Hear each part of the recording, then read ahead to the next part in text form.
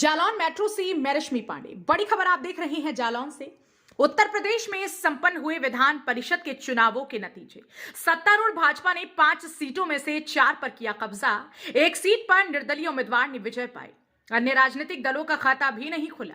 एक बार फिर से विपक्षी दलों के नेताओं और प्रत्याशियों के हाथ लगी निराशा।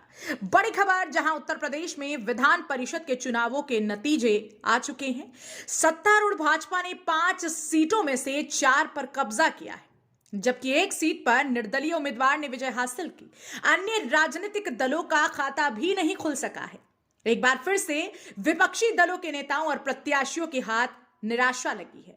इस खबर पर अधिक जानकारी के साथ फोन लाइन पर जुड़ रही हैं हमारे कंसल्टिंग एडिटर देवेश कुमार स्वर्णकार जी। इस संबंध में हमारे पास जो जानकारी है उसके मुताबिक उत्तर प्रदेश में विगत 30 जनवरी को संपन्न हुए विधान परिषद के चुनाव के सारे 5 सीटों के परिणाम आ गए हैं और बीजेपी ने 5 में से 4 सीटों पर प्रत्याशित जीत दर्ज की है और वहीं एक सीट निर्दलीय उम्मीदवार के खाते में गई है। समाजवादी पार्टी हो या अन्य जो पार्टियां हैं उनके हाथ निराशा ही लगी है।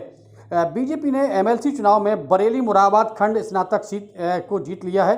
गोरखपुर फैजाबाद स्नातक खंड सीट को भी जीत लिया है और कानपुर उन्नाव स्नातक खंड और झांसी स्नातक खंड पर भी जो है उन्हें जीत हासिल हुई है। जबकि कानपुर शिक्षक खंड की सीट जो है निर्दलीय प्रत्याशी ने जीती है। बरेली मुरादाबाद खंड स्नातक सीट पर बीजेपी के उम्मीदवार डॉक्टर जयपाल सिंह व्यस्त ने जीत दर्ज की है और वहीं समाजवादी पार्टी के जो प्रत्याशी उनके प्रतिद्वंदी रहे हैं उनको 51,257 वोटों के भारी अंतर से हराया है। तो कहीं ना कहीं इस बार जो है भारतीय जनता पार्टी ने, जैसा कि प्रत्याशित कहा था कि वो 5 के 5 सीटों पर विजय प्राप्त करेगी। हालांकि 5 पर उसे विजय नहीं मिली है, लेकिन 5 में से 4 पर उसने विजय प्राप्त करके कहीं ना कहीं जो है एक संकेत दे दिया है कि 2024 का अब जो लोकसभा चुनाव है उस पर भी इसका इफेक्ट पड़ने वाला है, क्योंकि ये चुनाव जो है बुद्धिजीवियों का चुनाव था, शिक्षकों को चुनाव था। तो अब बुद्धिजीवी वर्ग ने भी जो है भारतीय जनता पार्टी को ऐसा लगता है कि जैसे सपोर्ट किया हो। अगर हम बात करें झांसी इलाहाबाद खंड शिक्षक सीट की, तो यहाँ पर बाबूलाल तिवारी ने जीत दर्ज की है जो भारतीय जनता पार्टी से उम्मीदवार थे और उन्होंने निर्दलीय प्रत्याशी और निवर्तमान एमएलसी डॉक्टर सुरेश तिवारी को 1403 वोटों से हराया है। हालांकि यहाँ पर इस सीट पर मुकाबला भारतीय जनता पार्टी और सपा के बीच देखा जा रहा था।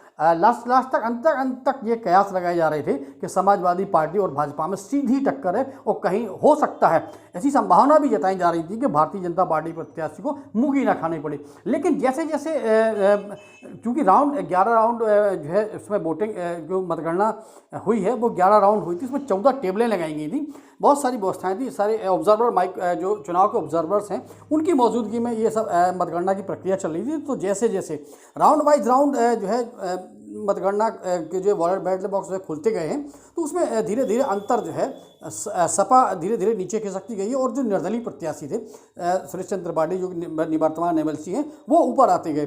लेकिन हालांकि अंततः जीत जो है बाबूलाल तिवारी के हाथ लगी है, उन्हें 1403 वोटों से जीत मिली है। तो कहीं ना कहीं भारतीय जनता पार्टी ने 5 में से 4 सीटें जीतकर एक संकेत दे दिया कि विपक्ष इस बार कमज़ोर है।